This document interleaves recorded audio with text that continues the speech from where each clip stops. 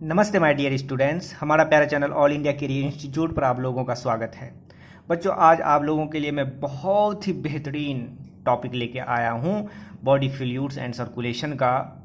वो है क्या? हार्ट या structure of human heart. Human heart को लेके आया हूँ बच्चों, जिसमें कि बच्चों को बहुत सारे कन्फ्यूज़न डाउट होते हैं, क्योंकि इसमें काफ़ी सारी चीज़ कॉन्सेप्चुअल होते हैं, इसमें समझने की बातें होती है, किसी तरह का कोई भी रट्टा मार नहीं होता है। बस इसको अगर ध्यान से मेरे लेक्चर को देखें और जो जो चीज़ मैं आपको नोट कराते जा रहा हूँ उसको आप नोट करें और फिर से रिवाइज एक बार भी अगर कर लें तो दिमाग में इस तरह से बैठ जाएगा जिसे आप कभी नहीं भूलेंगे और सारा क्वेश्चन ह्यूमन हार्ट से रिलेटेड आपका सॉल्व होगा। बच्चों, ये 6th लेक्चर चल रहा है। इससे पहले मैं 5 lecture body fluids and circulation का कर चुका हूँ। नीट ड्रॉपर्स के लिए सीरीज चल रहा है जिसमें सारे वो बच्चे पढ़ रहे हैं जो कि नीट के लिए ड्रॉप किए हैं, जो नीट के एस्पायरेंट्स हैं, नीट में 360 में 360 ले आना चाहते हैं बायोलॉजी के अंदर। ठीक है, तो ये 6th लेक्चर में आते हैं बच्चों, जिसमें हम ह्यूमन हार्ट के बारे में अच्छे से डिटेल से पढ़ेंगे। इसका नहीं कम से कम 2 लेक्चर आएगा, जिसमें ये वाला और 1 लेक्चर आएगा जिसमें सारा चीज़ एक एक करके बता देंगे। तो चलिए आइए बच्चों, स्ट्रक्चर ऑफ ह्यूमन हार्ट। कुछ बातें मैंने इन्फॉर्मेशन दिया है जो कि बहुत ही इंपॉर्टेंट है। ह्यूमन हार्ट जो होता है उसका ऑरिजिन, हार्ट का जो ऑरिजिन होता है वो कौन सा लेयर से? 3 लेयर होता है। 3 लेयर में से मेजोडर्मल लेयर से ही ऑरिजिन होता है। ह्यूमन हार्ट का वेट 250 से 300 ग्राम होता है और इसका पोजीशन जो कहाँ पे होता है बच्चों?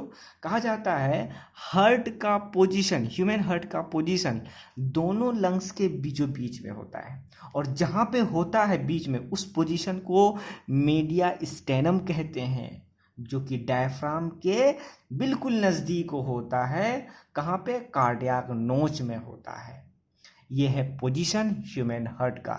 मैं आपको फिगर दिखाता हूँ बच्चों, एनसीईआरटी में आपका फिगर है जिसमें मैं आपको बताता हूँ कि ये कार्डियक नोच, मीडिया स्टेनम ये क्या होता है। आइए बच्चों, मैं फिगर लेके देखिए बच्चों, ये दोनों लंग्स है और लंग्स के बीचों बीच में है। तो देखिए लंग्स के बीच वाले जहाँ पे ये देखिए हार्ट है, ये लेफ्ट साइड पूरे यहाँ पे लेफ्ट साइड में नहीं होता है, ये गलत बात है कि लेफ्ट साइड, दोनों लंग्स के बिल्कुल सेंटर पे बीच में होता है। और जहाँ होता है ये पोजीशन को हम मीडिया स्टेनम बोलते हैं बच्चों। और देखिए बच्चों, डायफ्राम के बिल्कुल नज़दीक में है और नज़दीक में, और यहाँ पे देखिए बच्चों इस वाले लंग्स के थोड़ा सा अंदर की तरफ धंसा हुआ है। तो जो पोजीशन अंदर की तरफ धंसा हुआ इसी को हम बोलते हैं कार्डियक नोच। उसी के अंदर सिचुएटेड रहता है ये हार्ट। तो यही है पोजीशन हार्ट का बच्चों। तो अब आइए बच्चों हम पढ़ते हैं। ठीक है, तो ये पोजीशन जो रियल पोजीशन है, लेकिन कभी कभी पोजीशन गड़बड़ा जाता है, या मतलब कि एबनॉर्मल पोजीशन। तो अगर पोजीशन गड़बड़ा जाए, एबनॉर्मल हो जाए पोजीशन का, हार्ट का पोजीशन का, तो वैसे के लिए टर्म आता है डेक्स्ट्रोकार्डिया। तो कहीं पे भी ये टर्म आ जाए डेक्स्ट्रोकार्डिया तो मतलब abnormal position of human heart. Clear? अब यहाँ पे देखिए, ये बस यूं ही फिगर मैंने बनाया है हार्ट का। तो हार्ट का ये वाला ऊपर वाला जो पोर्शन है ये बेस कहलाता है, और जो नीचे वाला है ये पॉइंटेड है, जो इसको एपेक्स कहते हैं। और इसका हार्ट का जो पॉइंटेड होता है, ये एपेक्स जो होता है ये बिल्कुल पॉइंटेड नोकीला जैसा होता है, तो इसीलिए वाले से मैंने लिखा है पॉइंटेड एपेक्स। और ये एपेक्स जो होता है लेफ्ट के तरफ थोड़ा सा झुका होता है, टिल्ट टुवर्ड्स लेफ्ट, लेफ्ट की तरफ झुका होता है। इसी वजह से हम आमतौर पे बोलते हैं कि हमारा हार्ट लेफ्ट में, लेकिन पूरी तरह लेफ्ट में नहीं होता, हल्का सा ये जो एपेक्स है, जो पॉइंटेड एपेक्स है, ये थोड़ा सा लेफ्ट की तरफ झुका होता है, इसी वजह से हम बोलते हैं। तो ये राइट हो गया इधर और इधर लेफ्ट हो गया। क्लियर? अब मैं आपके सामने ह्यूमन हार्ट का स्ट्रक्चर ले आता हूँ, जो एक रियल स्ट्रक्चर नहीं है बच्चों। अगर मैं आप लोगों को रियल स्ट्रक्चर से सारी चीज़ों को बताऊं तो काफ़ी कन्फ्यूजन्स आएंगे, लेकिन ये मैंने 4 चैम्बर, जो कि ह्यूमन हार्ट में 4 चैम्बर होते हैं, ये मैंने 4 चैम्बर बना के सारे चीज़ को यहाँ पर एक एक चीज़ को एक्सप्लेन किया है। ठीक है, तो एक्चुअली में ये कोई रियल डायग्राम नहीं है, लेकिन फिर भी मैंने इस तरह से बनाया है ताकि आप लोगों को सारे कुछ समझ में आ जाए। ठीक है, तो चलिए बच्चों, दिखाई पड़ रहा होगा, दिल थाम के बैठिए और समझिए इस फिगर से। देखिए बच्चों, ये मैंने 4 चैम्बर बनाया है। 4 में से ये ऊपर वाला जो ये राइट की तरफ जो है, इस वाले चैम्बर को हम बोलते हैं right atrium, left atrium, right ventricle, left ventricle. Clear? Right ventricles के दोनों साइड में देखिए बच्चों पोर है। क्या है बच्चों? रास्ता है, या पोर बोलिए या रास्ता है। इस रास्ते से देखिए डक्ट लगा हुआ है बच्चों। ये ऊपर की तरफ जो डक्ट है, इस डक्ट को हम बोलते हैं सुपेरियर वेना कावा, जो कि अपर वाले पार्ट से, बॉडी के अपर वाले पार्ट से जितने भी डीऑक्सीजनेटेड ब्लड होते हैं सबको ले आने में, हार्ट तक ले आने में काम करता है। कौन? Superior vena cava. और जो नीचे वाला है उसको हम बोलते हैं इन्फेरियर वेना कावा। और इन्फेरियर वेना कावा जो कि लार्जेस्ट वेन है, ये बॉडी के लोअर पार्ट से जितने भी डीऑक्सीजनेटेड ब्लड होते हैं वो सबको ले आता है ये इन्फेरियर वेना कावा हार्ट तक। और दोनों से, ऊपर वाला पार्ट से भी आ गया, नीचे वाला, और दोनों आकर खुलता है कहाँ? राइट एट्रियम में। और राइट एट्रियम में क्या बन गया? डीऑक्सीजनेटेड ब्लड भर गया। अब ये डीऑक्सीजनेटेड ब्लड कहाँ पास होगा? राइट वेंट्रिकल में। राइट वेंट्रिकल में पास होने के लिए इस वाले वाल्व, ये जो लगा हुआ ये एक वाल्व है बच्चों। ठीक है, यहाँ पे ये रास्ता, इस रास्ते में जो ब्लैक ब्लैक में बनाया हूँ, इस रास्ता के अंदर, इस रास्ते के अंदर जो ब्लैक बनाया हूँ वही ब्लैक एक वाल्व है। तो इसका मतलब यहाँ पे वाल्व पड़ जाए, यहाँ पे वाल्व अब्सेंट होता है। ये देखिए वाल्व ऐसे कर दिया है तो मतलब अब्सेंट, यानी यहाँ पे वाल्व नहीं होता है सुपेरियर वेना कावा के रास्ते में। लेकिन इन्फेरियर वेना कावा के रास्ते में यहाँ पर देखिए, यहाँ पे वाल्व प्रेजेंट होता है। इसके वाल्व को हम बोलते हैं एस्टेचियन वाल्व। क्लियर? और राइट एट्रियम और राइट वेंट्रिकल के बीच में जो रास्ता है वहाँ भी वाल्व प्रेजेंट होता है, और वैसे वाल्व को बोलते हैं ट्राइकस्पिड वाल्व। क्लियर बच्चों? ट्राइकस्पिड वाल्व के होते हुए राइट एट्रियम में आ गया, अब ये राइट वेंट्रिकल में आ गया, और राइट वेंट्रिकल से फिर इस रास्ते के थ्रू देखिए इस वाले डक्ट में आ गया बच्चों। इस वाले डक्ट को हम बोलते हैं पल्मोनरी ट्रंक। क्या बोलते हैं बच्चों? Pulmonary trunk. अब पल्मोनरी ट्रंक में भी 2 रास्ता, यहाँ पे 2 डक्ट खुला है, इस दोनों डक्ट को बोलते हैं राइट पल्मोनरी आर्टरी। तो यहाँ पे डीऑक्सीजनेटेड ब्लड आ गया। देखिए राइट की तरफ है इस पल्मोनरी ट्रंक का जो ये दोनों डक्ट है, राइट की तरफ है तो राइट पल्मोनरी आर्टरी, और यही पल्मोनरी ट्रंक के लेफ्ट में जो 2 आर्टरी खुला है इसको लेफ्ट पल्मोनरी आर्टरी। अब ये डीऑक्सीजनेटेड ब्लड दोनों लेफ्ट और राइट पल्मोनरी आर्टरी के थ्रू कहाँ चले जाएगा? चले जाएगा, कहाँ चले जाएगा बच्चों? लंग्स तक चले जाएगा। यानी ये पल्मोनरी आर्टरी लेफ्ट वाला और राइट वाला दोनों डीऑक्सीजनेटेड ब्लड को कहाँ ले जाएगा? लंग्स तक ले जाएगा। और फिर लंग्स में ब्लड का प्यूरिफाई होगा और फिर उसमें ऑक्सीजन मिलेगा, और फिर वो ऑक्सीजनेटेड ब्लड लंग्स से होते हुए आ जाएगा। ये देखिए 2 पेयर यानी 4 गो मैंने डक्ट बनाया है, 2 पेयर ऑफ डक्ट। इसी 2 पेयर ऑफ डक्ट को हम बोलते हैं पल्मोनरी वेन। क्या बोलते हैं बच्चों? Pulmonary vein. इस पल्मोनरी वेन में किसी भी प्रकार का कोई वाल्व नहीं होता है। अब ये पल्मोनरी वेन क्या करेगा? उस ऑक्सीजनेटेड ब्लड यानी प्यूरिफाइड ब्लड को लंग्स से लाकर लेफ्ट एट्रियम में रख दिया। अब ये लेफ्ट एट्रियम से सारे ऑक्सीजनेटेड ब्लड इस वाले रास्ता से, जिसको हम मिट्रल वाल्व, यहाँ भी वाल्व लगा होता है, इसको हम मिट्रल वाल्व या फिर बाइकस्पिड वाल्व बोलते हैं, इसके थ्रू आ जाएगा लेफ्ट। ये देखिए मैं यहाँ पे बना दिया हूँ बच्चों, लेफ्ट वेंट्रिकल में। अब ये लेफ्ट वेंट्रिकल से फिर ये पंप करेगा और पंप करते हुए इस रास्ते के थ्रू ये डक्ट में आ जाएगा और ये डक्ट के थ्रू आपके पूरे बॉडी में सप्लाई हो जाएगा ऑक्सीजनेटेड ब्लड। तो वह डक्ट जो कि लेफ्ट वेंट्रिकल से पूरे बॉडी में ब्लड ऑक्सीजनेटेड ब्लड को पहुंचाता है, उस वाले डक्ट को ही हम बोलते हैं एओर्टा। क्या बोलते हैं बच्चों?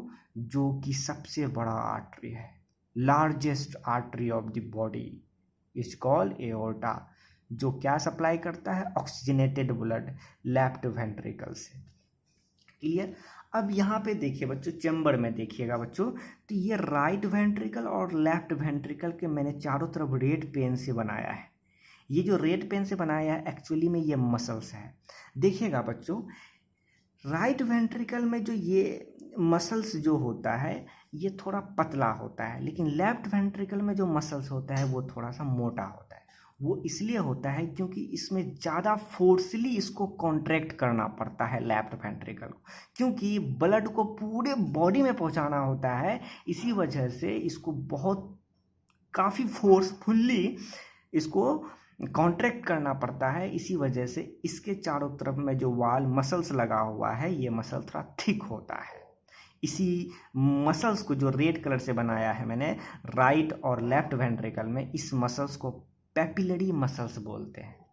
और इस पेपिलरी मसल्स में क्या होता है बच्चों? लेफ्ट वेंट्रिकल में और राइट वेंट्रिकल दोनों में पेपिलरी मसल्स होता है, ठीक है, जो वेंट्रिकल का मसल्स है। और लेफ्ट वाले वेंट्रिकल में जो मसल्स होता है पेपिलरी, वो थोड़ा मोटा होता है यानी थिक होता है, और राइट वेंट्रिकल में जो मसल्स होता है वो थिन होता है। क्लियर? मैंने सब कुछ यहाँ पे लिखा दिया है। क्लियर? अब यहाँ पे ये लेफ्ट वेंट्रिकल और राइट वेंट्रिकल में देखिए, मैं ब्लैक कलर के ये वाल्व से और मसल से जोड़कर मैंने एक ब्लैक कलर से फाइबर लाइक स्ट्रक्चर बनाया।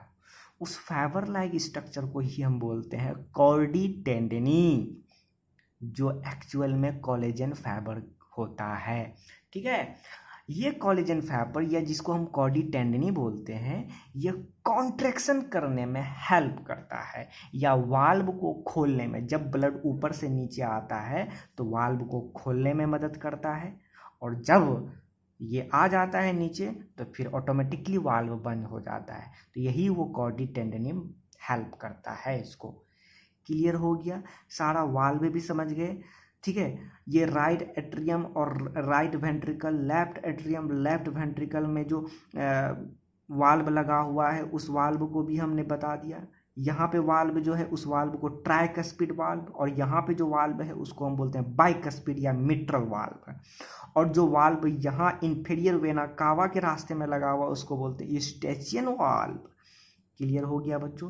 सारा कुछ को मैंने डिटेल से अच्छे से यहाँ पे डायग्राम में बना दिया। और ऊपर में राइट एट्रियम के ऊपर में एक ट्रंक लगा हुआ है और ट्रंक के ऊपर में एक डक्ट लगा हुआ, उसको हम कोरोनरी आर्टरी बोलते हैं। समझ गए बच्चों पूरे अच्छे से? अब नेक्स्ट पेज में आते हैं, सारी चीज को एक एक करके अच्छे से डिटेल से पढ़ते हैं बच्चों। क्लियर? सबसे पहला है वाल्व। वाल्व होता क्या है? देखिए बच्चों, valve double fold of endocardium with muscular flap.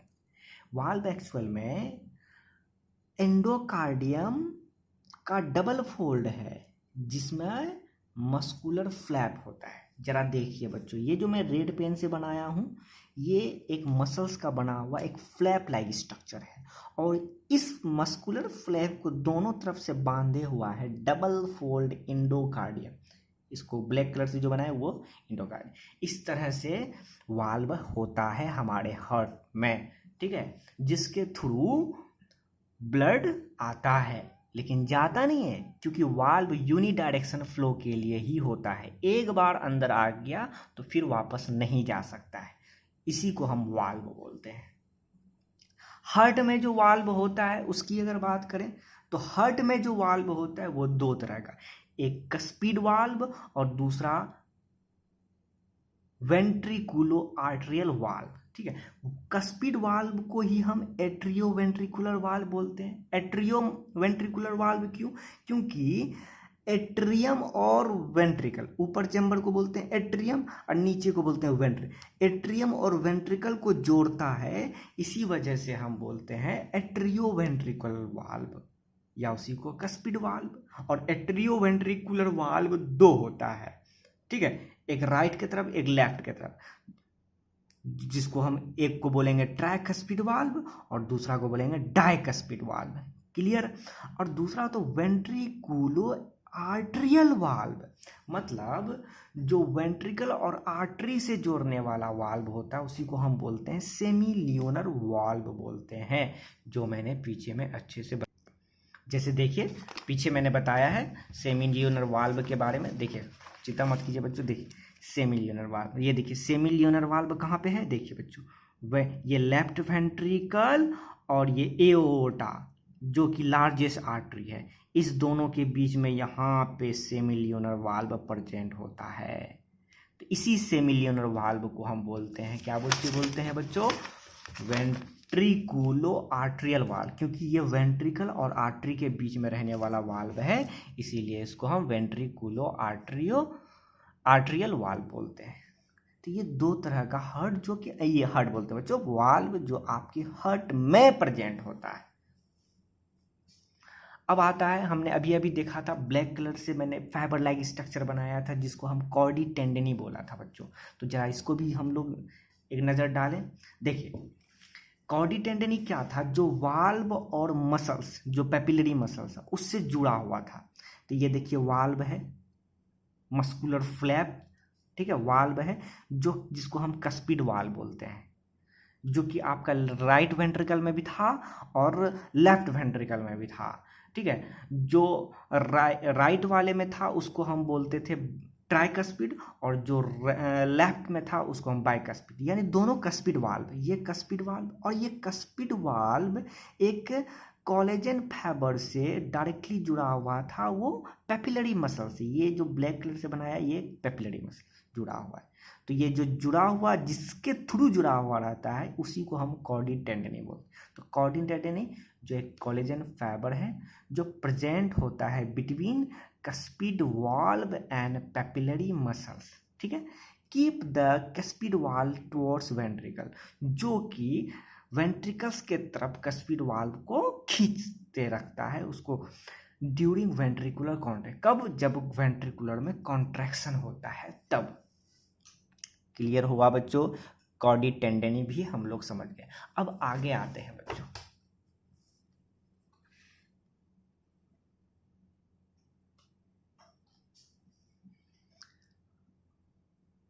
Covering and wall of heart. Covering and wall, ये कवरिंग कौन कौन होता है और हार्ट का वॉल कौन होता है। देखिए बच्चों ये मैंने डायग्राम के साथ बनाया है। कवरिंग, जिसको हम बायोलॉजिकल टर्म में पेरिकार्डियम बोलते हैं, ठीक है, यानी कवरिंग या उसी को हम पेरिकार्डियम बोलेंगे। तो पेरिकार्डियम हमारे हार्ट में 3 होता है, ठीक है। तो हम लोग ऊपर से ही स्टार्ट करते हैं। तो सबसे पहला जो ऊपर का जो कवर होता है जिसको हम फाइब्रस पेरिकार्डियम बोलते हैं, जो मैंने ब्लैक पेन से बनाया है, उसके जस्ट नीचे होता है पेराइटल पेरिकार्डियम, जो एक सिंपल स्क्वैमस एपिथेलियल टिश्यू से बना होता है, ठीक है। और उसके बीच में एक फ्लूइड होता है, पेरिकार्डियल फ्लूइड, और उस फ्लूइड के इधर और नीचे की बात करें तो वहाँ पे विसरल पेरिकार्डियम होता है, ठीक है। ये भी एक तरह का कवरिंग है, लेकिन ये कवर वाल के भी गिनती में आ जाता है। इसी वजह से हम इसको विसरल पेरिकार्डियम को ही अगर वाल के इसमें गिने तो उसको हम बोलते हैं एपिकार्डियम, ठीक है, जो सबसे पहला वाल हो गया। तो यानी यहाँ से लेकर यहाँ तक वाल हुआ और यहाँ से लेकर यहाँ तक क्या हो गया बच्चों, कवर हो गया।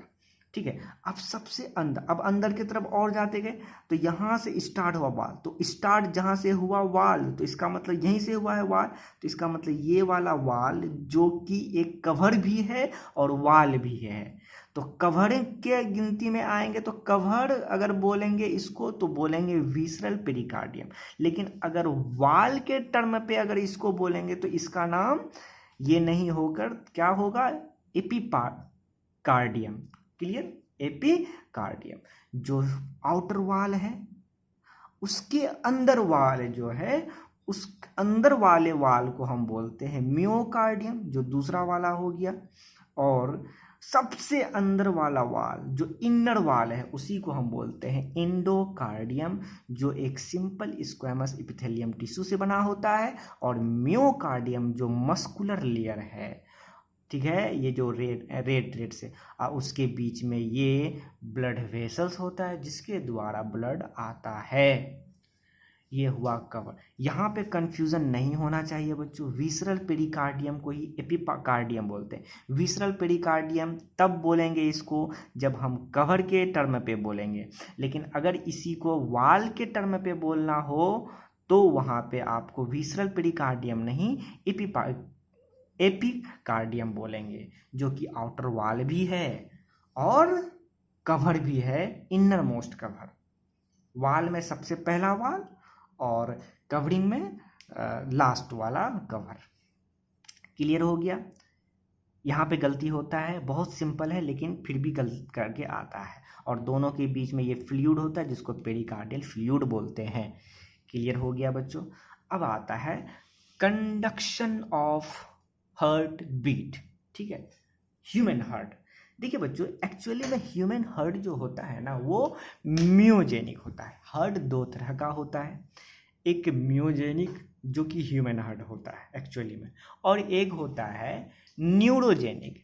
वह हार्ट जो कि आपके माइंड से कंट्रोल होता है, वैसे हार्ट को न्यूरोजेनिक बोलते हैं। और वह हार्ट जो जिसके पास खुद कंट्रोल करने की टेंडेंसी होता हो, जैसे हमारे हार्ट में वो खुद ऑटोमेटिकली, जब ऐसा थोड़े ना है कि अगर हम सोचेंगे तो दिल का धड़कना बंद हो जाएगा और अगर नहीं सोचेंगे तो नहीं होगा, ऐसा नहीं है। हमारे माइंड से काम नहीं करता है हार्ट, वो हमेशा चलते रहता है।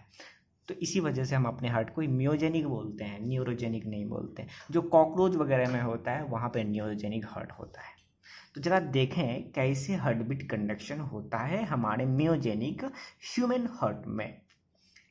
एक्चुअली में होता क्या है बच्चों, हार्ट बीट का कंडक्शन ओरिजिनेट होता है एक मॉडिफाइड कार्डियक मसल से। वह मॉडिफाइड कार्डियक मसल कौन है, तो जिसको हम नोडल टिश्यू बोलते हैं।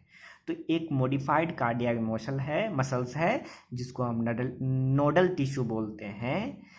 यहीं से हार्ट बीट का कंडक्शन ओरिजिनेट होता है। ठीक है, इसी वजह से ये क्या शो करता है, ऑटोरिदमिसिटी। ठीक है, तो हमारा हार्ट ऑटोरिदमिसिटी है, मतलब खुद ब खुद धड़कता रहता है, क्योंकि उसके पास एक खास प्रकार का कार्डियक मसल है जिसको हम नोडल टिश्यू कहते हैं।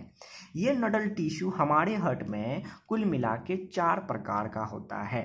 तो types of nodal tissue, SA node, sino atrial node, ठीक है, एट्रियोवेंट्रिकुलर नोड, एवी नोड, या और तीसरा बंडल ऑफ हीस, या उसी को एट्रियोवेंट्रिकुलर बंडल, या फिर उसी को बंडल ऑफ पुरकिंजी फाइबर बोलते हैं, और चौथा है फर्किंजी फाइबर्स। क्लियर हो गया बच्चों। अब इन चारों को बारी बारी से हम लोग पढ़ते हैं। चलिए आगे नेक्स्ट पेज में सारे नोडल टिश्यू को अच्छे से समझते हैं, कौन कौन क्या काम करता है जिसके वजह से हमारे हार्ट को हार्ट बीट करने में हेल्प करता है।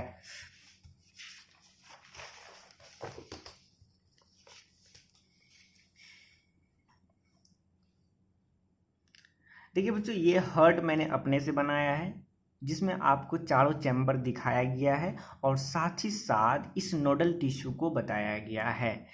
ऐसे मैं आपको एनसीईआरटी का एक डायग्राम भी बताऊंगा जिसमें आपको ये हार्ट अच्छे से समझने आएगा। मैं ऐसे ही आपको समझने के लिए बताया है, बस आपको नोडल टिश्यू कहाँ कहाँ होता है उन चीज़ों को रिप्रेजेंट करने में हमें आसानी हो, इसलिए मैं बना दिया हूँ, ऐसा नहीं तो और कुछ भी नहीं है। चला देखिए, पहले मैं आपको रियल डायग्राम दिखा देता हूँ। देखिए बच्चों, आपके भी एनसीईआरटी बुक में जरूर, अगर आप नीट ड्रॉपर्स हैं तो जरूर है कि आपके पास एनसीईआरटी 11th का तो होगा ही होगा। ये देखिए ह्यूमन हार्ट का पूरे अच्छा से यही एक रियल डायग्राम है। इसको मैंने अब सेक्शन काटा है, ठीक है, और काट के दिखाया गया है अंदर का पार्ट को। जरा देखिए, ये हो गया आपका राइट एट्रियम, ठीक है, फर्स्ट चैम्बर, और ये वाला दूसरा चैम्बर जिसको हम लेफ्ट एट्रियम बोलेंगे, ठीक है। और यहाँ पे देखिए ये वाला जो चैम्बर है इसी को हम बोलते हैं राइट वेंट्रिकल, और ये वाला जो है इसको हम बोलते हैं लेफ्ट वेंट्रिकल। क्लियर? जरा देखिए, लेफ्ट वेंट्रिकल के चारों तरफ जो मसल्स है वो थोड़ा ज़्यादा थिक है, ठीक है, जिसको हम पेपिलरी मसल्स बोलते हैं। अब यहाँ पे देखिए बच्चों, यहाँ पे वेंट्रिकल में ये देखिए रेसा रेसा कलर का दिख रहा है आपको फाइबर, इसी को तो कॉर्डी टेंडनी बोलते हैं, जो कॉन्ट्रैक्शन में हेल्प करता है, ठीक है बच्चों। अब यहाँ पे जो मैं मेन बताने वाला हूँ, ये देखिए बच्चों, ये येलो कलर का यहाँ पे है, येलो कलर का यहाँ पे है, जो एट्रियम में प्रेजेंट है, राइट एट्रियम में, और फिर यही बंडल के फॉर्म में यहाँ पे निकला है, और फिर यहाँ पे डिवाइड हो गया, और डिवाइड होके देखिए यहाँ पे पहुँच गया और इधर पहुँच गया। तो ये जो है यही है SA node, sino atrial node, और यहाँ पे जो है इसको बोलते हैं एट्रियोवेंट्रिकुलर नोड, ठीक है, ये नोडल टिश्यू। अब फिर यही नोडल टिश्यू क्या हुआ है बच्चों, बंडल के फॉर्म में आया है, तो जो बंडल के फॉर्म में आया है उसी को बंडल ऑफ हिस बोलते हैं, और फिर ये बंडल ऑफ हिस क्या हुआ है, डिवाइड हुआ है। तो जो डिवाइड हुआ है इसी को ये जो डिवाइड हुआ है बच्चों, यहीं पे बोलते हैं पुरकिंजी फाइबर बोलते हैं, ठीक है।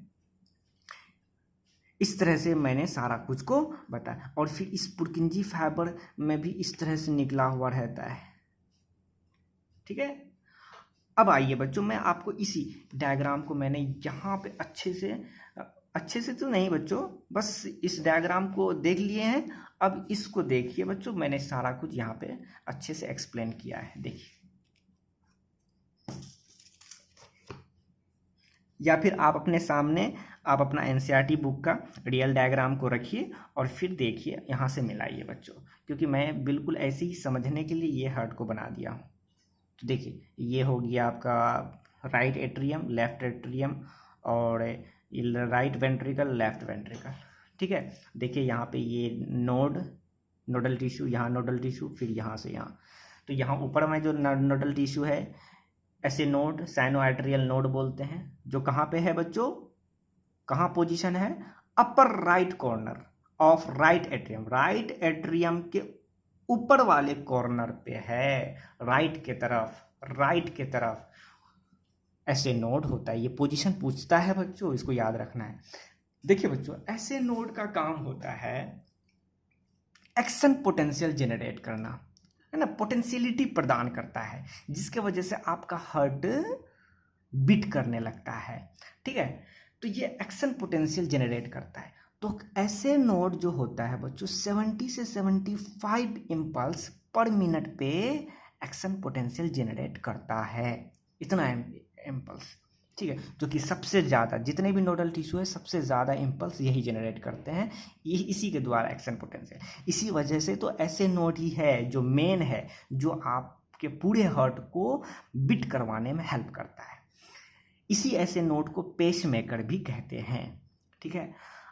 और ये वाला, इसको हम बोलते हैं, इस वाले नोडल टिश्यू को बोलते हैं एट्रियोवेंट्रिकल नोड, AV नोड, या इसी को हम पेस सेटर बोलते हैं। इसका पोजीशन की बात किया जाए तो कहाँ है बच्चों, लोअर, ये जो राइट एट्रियम है बच्चों, राइट एट्रियम के लोअर पोर्शन पे है, तो लोअर लेफ्ट कॉर्नर, लेफ्ट के तरफ है ऑफ राइट एट्रियम, ठीक है। और ये एक्शन पोटेंशियल, या उसी को एक्शन पोटेंशियल बोलिए, AP मतलब एक्शन पोटेंशियल बोलिए, या इम्पल्स बोलिए, यानी कि ये कितना इम्पल्स, कितना एक्शन पोटेंशियल जनरेट करता है, तो 60 to 65 इम्पल्स पर मिनट पे जनरेट करता है, ठीक है। अगला, यही जब बंडल के फॉर्म में जब बन गया है, तो ऐसे नोडल टिश्यू को बोलते हैं बंडल ऑफ हिस। तो जरा देखिए बंडल ऑफ हिस के बारे में। तो बंडल ऑफ हिस कहाँ पे है बच्चों, इंटरवेंट्रिकुलर सेप्टम। देखिए बच्चों, यहाँ ये वाला जो ये वाला सेप्टम जो कि दोनों वेंट्रिकल्स को बांटा है, तो इस वाले सेप्टम को जो बांटा है उसी को सेप्टम बोलते हैं। जो सेप्टम है उसको हम बोलते हैं इंटरवेंट्रिकुलर सेप्टम, क्योंकि वेंट्रिकल को बांटा इसी वजह से उसको इंटरवेंट्रिकुलर सेप्टम। तो ये इंटरवेंट्रिकुलर सेप्टम के ऊपर में ही तो है, इसी वजह से मैं इसका पोजीशन में बोला हूँ कि इंटरवेंट्रिकुलर सेप्टम पे प्रेजेंट होता है। ये कितना इम्पल्स जनरेट करता है या एक्शन पोटेंशियल जनरेट करता है? 40 to 45 इम्पल्स पर मिनट पे जनरेट करता है। ठीक है बच्चों, ये बंडल ऑफ हीस के बारे में समझ गए। अब आगे है, अब यही बंडल ऑफ हीस आगे चल के ये बढ़ गया है, तो जो बढ़ गया है उसी को हम बोलते हैं पुर्किंजी फाइबर। क्या बोलते हैं बच्चों? पुर्किंजी फाइबर, जो मैंने ऊपर में लिख दिया है। ये कहाँ प्रेजेंट होता है? वेंट्रिकल्स के वाल में, ये वाल है वेंट्रिकल का, वहीं पे प्रेजेंट होता है, जो 20 से 25 इम्पल्स पर मिनट पे जनरेट करता है। ठीक है, अब यहाँ पे एक चीज है बच्चों जो मैंने यहाँ पे नोट करके शायद लिखा दूं तो अच्छा रहेगा। ऐसे नोड जो कि लार्जेस्ट नोडल टिश्यू है, जो कि सबसे ज़्यादा इम्पल्स जनरेट करता है। देखिए एक्चुअली में ऐसे नोड के पास 100 इम्पल्स पर मिनट में जनरेट करने की टेंडेंसी होता है, लेकिन 70 से 75 ही इम्पल्स जनरेट करता है पर मिनट पे। क्यों? इसके अंदर क्षमता तो इतना है, लेकिन इतना ही क्यों करता है? क्योंकि 70 से 75 पे ही गाड़ी चलता है और आसानी से आराम से चलता है। अगर स्पीड ज़्यादा कर दिया जाए तो एक्सीडेंट होने का संभावना हो जाता है। उसी तरह से हार्ट में भी है, अगर हार्ट में 70 से 75 से ज़्यादा हो जाए तो दिल का धड़कन बढ़ जाता है और आपके लिए बहुत खतरा है। तो ऐसे नोड 100 इम्पल्स पर मिनट में जनरेट करने की टेंडेंसी होता है, लेकिन 70 से 75 ही इम्पल्स जनरेट करता है पर मिनट में। तो फिर इसको दबाए कौन रखता है? इसको कंट्रोल कौन किए रखता है? ऐसा भी तो, अब इसकी क्षमता इतना है तो हो सकता है स्पीड कभी कभी बढ़ जाए। जब इतनी क्षमता है तो 70 से 75 मेंटेन करने के लिए एक नर्व होता है, वेगस नर्व। ठीक है, यही वेगस नर्व है, इसी के इनहिबिशन से ऐसे नोड 70 से 75 इम्पल्स ही पर मिनट में जनरेट करता है और 100 इम्पल्स नहीं जनरेट करता है, यानी कि इसके टेंडेंसी को सप्रेस किए रखता है ये वेगस नर्व। अब बाई चांस क्वेश्चन आता है कि वेगस नर्व को कट कर दिया जाए, तो कट कर देंगे तो क्या होगा? तब ये इसको मेंटेन, इसके इम्पल्स को जनरेट करने की मेंटेन नहीं कर पाएगा और ऐसे नोड की जितनी टेंडेंसी है उतना पे ही काम करना स्टार्ट कर देगा वो। अगर गाड़ी का ब्रेक तोड़ दिया जाए तो क्या फुल स्पीड में आ जाएगा ऑटोमेटिक, तब आप कंट्रोल नहीं कर पाइएगा और आगे एक्सीडेंट हो जाए। तब वो 100 इम्पल्स पर मिनट में ऑटोमेटिकली जनरेट करता रहता है अगर आप वेगस। तो वही बात मैंने यहाँ पे लिखा दिया हूँ बच्चों क्वेश्चन के तौर पे कि इफ वेगस नर्व कट तो क्या होगा? ज़्यादा से ज़्यादा इम्पल्स जनरेट होगा तो ऑटोमेटिकली आपका हार्ट बीट रेट इंक्रीज हो जाएगा। ये अपवार्ड एरो मतलब इंक्रीज। क्यों? क्योंकि वहाँ पे 100 इम्पल्स पर मिनट में जनरेट होगा। तो इसका मतलब ऐसे नोड रिस्पॉन्सिबल है किसके लिए? रेदमिसिटी ऑफ हार्ट, हार्ट के धड़कने के लिए। क्लियर? अच्छा, अगर ऐसे नोड ही काम करना बंद कर दे, यानी इफ ऐसे नोड नॉन फंक्शनल, तब क्या होगा? तब हार्ट बिकम अरेदमिक, यानी कि वो धड़कना बंद कर देगा। तब क्या करेंगे? तब उस शर्त पे डॉक्टर के पास जाइए और डॉक्टर आर्टिफिशियल पेसमेकर, जिसको ऐसे नोड भी बोलते हैं, वो आपको देगा। अरे ऐसे नोड का क्या काम है? पोटेंशियल जनरेट करना। तो उसी तरह आपको एक बैटरी जैसा दे देगा जिसमें पोटेंशियल है और उससे वायर लाके आपके कहाँ पे लगा देगा बच्चों? जहाँ पे ऐसे नोड है, ऐसे नोड की जगह पे लगा देगा। और फिर जितना पोटेंशियल ऐसे नोड दे रहा था, अब वो बैटरी के थ्रू जो कि डॉक्टर लगाया है उसके थ्रू अब क्या होगा? पोटेंशियल जाएगा और फिर उतना 70 से 75 इम्पल्स जनरेट करेगा पोटेंशियल, और फिर इस तरह से आपका हार्ट बीट रहता रहेगा। फिर बैटरी ख़त्म होगा, बैटरी बदल दीजिए। तो एक्चुअली में ये कॉलर बोन जो है आपका, वहाँ पे वो बैटरी को सेट करके फिर वहाँ से वायर को लेके जाया जाता है सुपीरियर वेना कैवा के थ्रू, क्योंकि उसमें वाल्व नहीं होता है ना, तो उसके थ्रू लेके जाया जाता है और ला के ऐसे नोड के जगह लगाया। अगर पूछेगा कि आप आर्टिफिशियल पेसमेकर किसके जगह रिप्लेस करते हैं, तो आप बेधड़क बोलिएगा ऐसे नोड के जगह। क्लियर? देखिए बच्चों, ये मैंने 2 लाइन लिखा है जो कि नोटेड है, बहुत इंपॉर्टेंट है। इस तरह जिस तरह से क्वेश्चन पूछा जाता है मैं उसी तरह से यहाँ बताया हूँ। कैसे पूछा जाता है तो जरा देखिए। हार्ट का चैम्बर का साइज पूछा जाता है ऑर्डर में। ऑर्डर में तो सबसे बड़ा लेफ्ट वेंट्रिकल होता है, उससे छोटा राइट वेंट्रिकल होता है, उससे भी छोटा राइट एट्रियम होता है और उससे भी छोटा लेफ्ट एट्रियम होता है। और फिर उसी तरह ये भी पूछा जाता है कि कौन सा ऐसा नोडल टिश्यू है जो कि एक्शन पोटेंशियल जनरेट सबसे ज़्यादा, फिर उससे कम, फिर उससे कम, यानी ऑर्डर में पूछा जाता है। तो सबसे ज़्यादा एक्शन पोटेंशियल कौन जनरेट करता है? एसए नोड, फिर उससे कम एवी नोड, फिर बंडल ऑफिस, फिर पुरकिंजी फाइबर। क्लियर? हाँ। अब आता है कार्डियक एक्टिविटी का रेगुलेशन, कैसे कंट्रोल होता है, कैसे रेगुलेट किया जाता है। तो कार्डियक एक्टिविटी का रेगुलेशन नर्वस के थ्रू रेगुलेट किया जाता है। ठीक है, तो कैसे रेगुलेट देखिए जरा बच्चों, मैं आपको यहाँ पे बता देता हूँ। हमारे पास ब्रेन होता है, ब्रेन में एक पार्ट होता है मेडुला ऑब्लोंगाटा। ठीक है, आपके बॉडी में जितना भी सिस्टम है सबका रेगुलेटिंग पार्ट यही है, मेडुला। इसी वजह से इसको रेगुलेटिंग सेंटर भी कहते हैं। इस मेडुला ऑब्लोंगाटा से एक तरह का ये नर्वस सिस्टम जाता है जिसको हम बोलते हैं ऑटोनोमस नर्वस सिस्टम। ये ऑटोनोमस नर्वस एएनएस, इससे 2 तरह का नर्वस सिस्टम निकलता है, एक सिंपैथिक और दूसरा है पारासिम्पैथेटिक। सिंपैथेटिक और दूसरा पारासिम्पैथेटिक। सिंपैथेटिक ये तब काम करता है जब इमरजेंसी होता है, और पारासिम्पैथेटिक ये नॉर्मली काम करता है। देखिए, सिंपैथेटिक ये स्पाइनल नर्व से जुड़ा होता है और पारासिम्पैथेटिक क्रेनियल नर्व यानी वेगस नर्व से जुड़ा होता है। ठीक है, दिखाई पड़ रहा है बच्चों? देखिए ये स्पाइनल नर्व के थ्रू पारासिम्पैथेटिक इमरजेंसी के वक्त रिलीज करता है एपिनेफ्रीन या नॉन एपिनेफ्रीन। ये रिलीज करता है और इस रिलीजिंग के वजह से हार्ट बीट इंक्रीज होता है।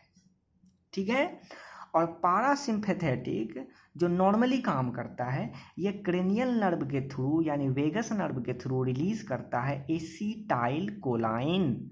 ठीक है, ये इसके रिलीजिंग के वजह से हार्ट बीट डिक्रीज होता है और इस तरह से कंट्रोल किया जाता है हार्ट बीट को, या कार्डियक एक्टिविटी का रेगुलेशन होता है। तो ये तो हुआ नर्वस के थ्रू। अब देखिए बच्चों, हार्मोन के द्वारा भी कार्डियक एक्टिविटी को रेगुलेट किया जाता है। मैं आपको बता देता हूं कौन सा।